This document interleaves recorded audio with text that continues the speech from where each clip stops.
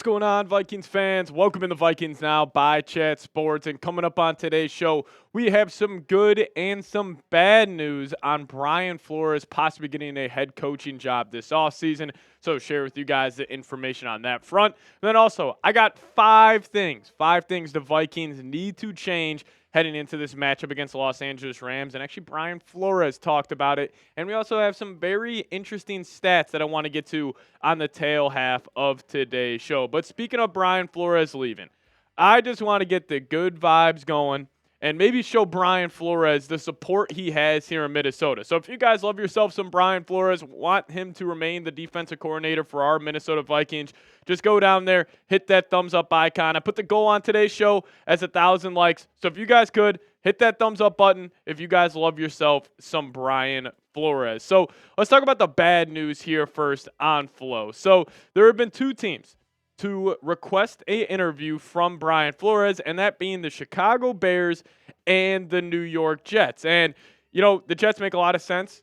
They have had a turnstile at head coach over the last couple of years, and they want to get some stability there. So I don't mind Flores as an option for them. But one thing to note here, Ryan Poles, GM of the Chicago Bears, and Brian Flores were college teammates at Boston College. Now, I'm not saying this is like, oh, this guarantees that Brian Flores will get the Bears head coaching job, but I'm sure that plays a factor. Like Poles, familiar with Flores. They've known each other for a very long time, and with Poles still being the GM of the Chicago Bears, I'm sure he wants some familiarity within his coaching staff, and what a better person to be familiar with than a guy like Brian Flores. Now, I fully anticipate if the Bears do not land Ben Johnson, who it is well reported that he is their number one head coach candidate heading into this cycle, if I had to put some money on it, if it's not Ben Johnson, I think it could be Brian Flores possibly being the next head coach. But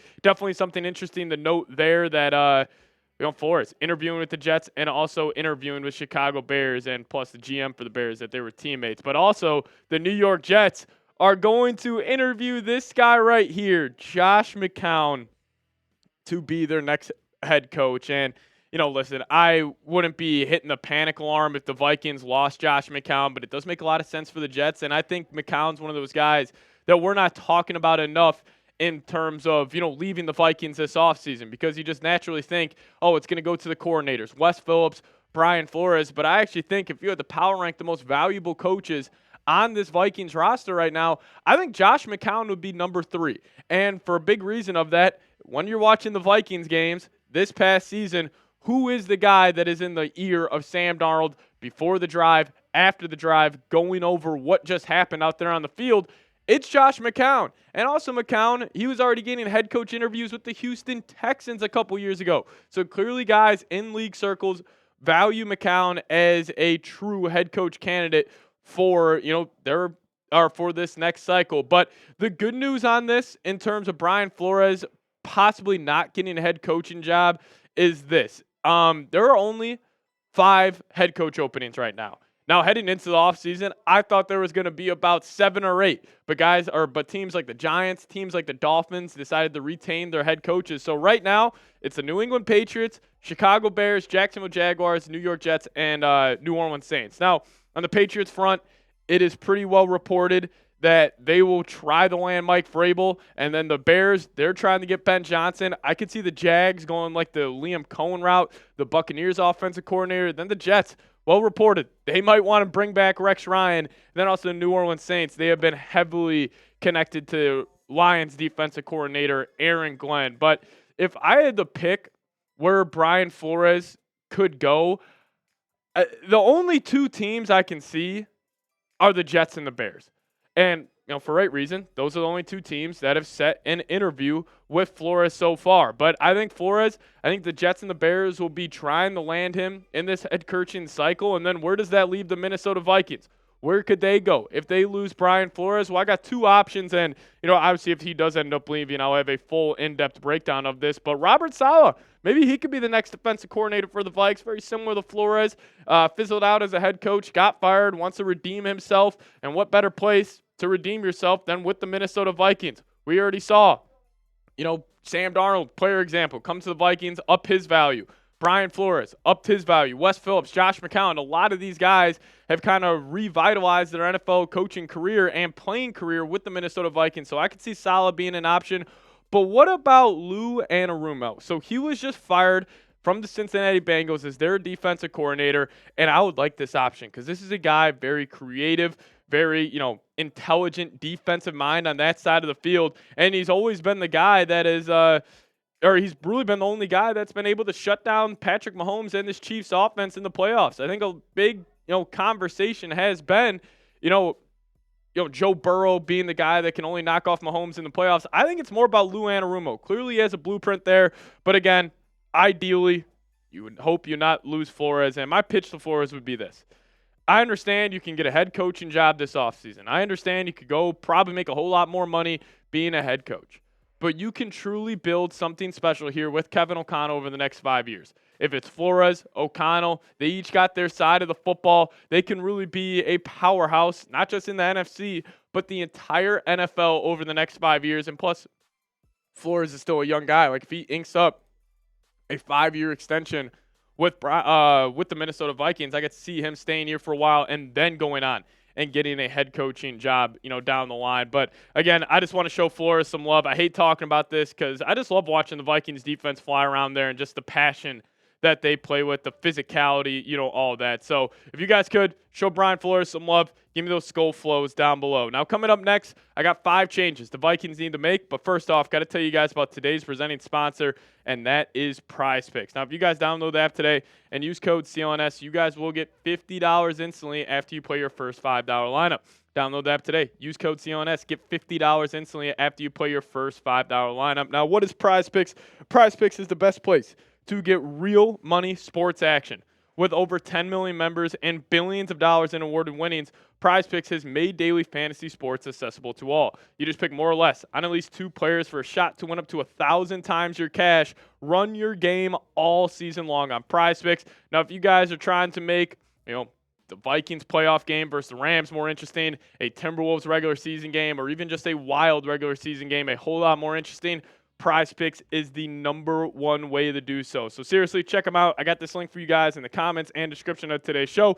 But download that today, plug in that promo code CLNS, and you guys will get $50 instantly after you play your first $5 lineup. Download the app today, plug in that promo code CLNS, get $50 instantly after you play your first $5 lineup. But shout out to Prize Picks for sponsoring today's show. Prize Picks, run your game. All right, 5 changes the Vikings need to make against the Los Angeles Rams. It's got to be the add a quick pass game. I think we saw the Vikings against the Lions. They tried to take the top off the defense every single play, and the Lions, with them bringing constant pressure, the Vikings weren't able to get into a groove offensively.